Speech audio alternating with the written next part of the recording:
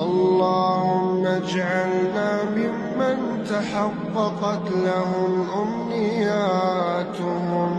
وحققت لهم أهدافهم وحصدوا ثمار جهودهم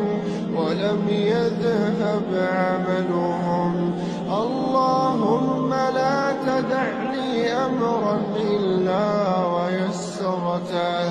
ولا حلما إلا وحققته ولا أمنية إلا وأسعدتني بالعيش في جمال واقعها